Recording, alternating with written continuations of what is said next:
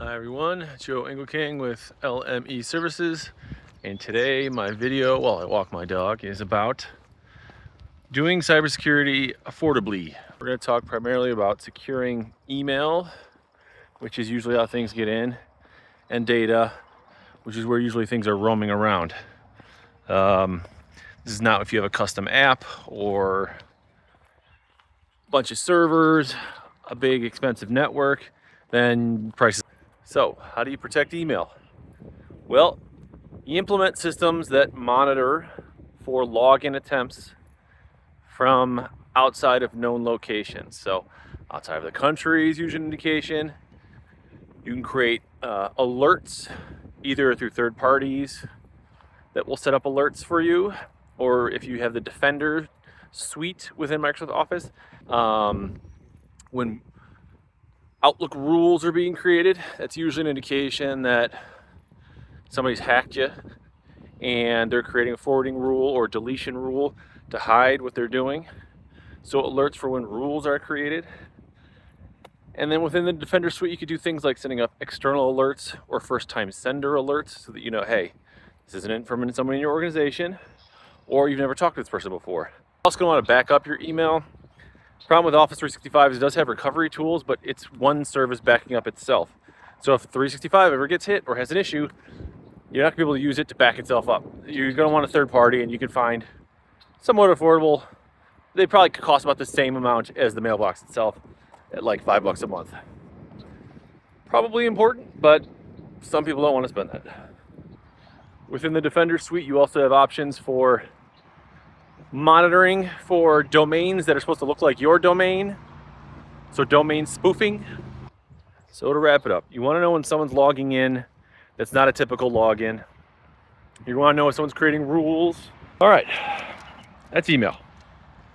Data. So if you're in the cloud, right? If you've got a file server, Active Directory, servers all over your network, then this isn't really for you. This is for people who are using SharePoint, Google Workspace, Box, Dropbox, things like that. Primarily, you should be using SharePoint in my mind. If you have Office 365, it's free. And with the Defender suite, you have the Defender suite license within Office 365, you have a whole mess of things. So it's the same thing, right?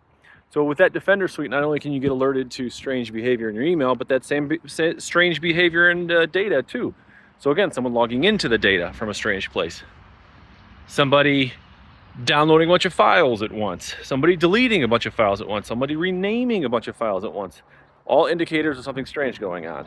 And you can get it for all one package, basically. The Defender suite can, along with the Business Premium license, can give you a whole wealth of security, and it'll manage both systems. So you can buy one license to manage your data and your email. Now, the benefit of Business Premium, because with Microsoft Office, you have Business Basic, which is $5 or so a month for just email. And SharePoint. Then you've got, so for $5 a month, you've already got everything you need other than the Office apps locally installed on your computer. For $12.50, you get the Office apps installed on your computer as well, and Teams. So that's the benefit of the $12.50. If you don't want to pay, otherwise Teams is $4 a month. So you can do 5 for email, 4 for Teams, it's 9. You might as well just do $12.50 and get the Office suite as well, you know, Word, Excel, Outlook, PowerPoint, all that.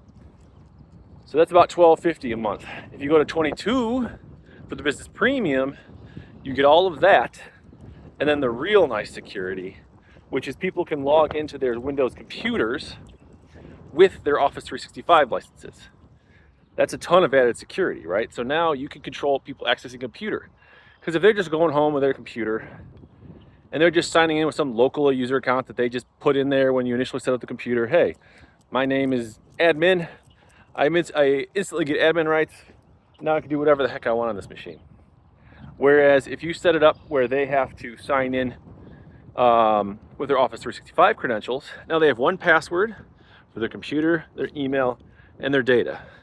And it's 2-factor for all of it, which is important, right? You think, oh, one password, that's risky. Well, not when you're encrypting the device, when you're monitoring that device for logins.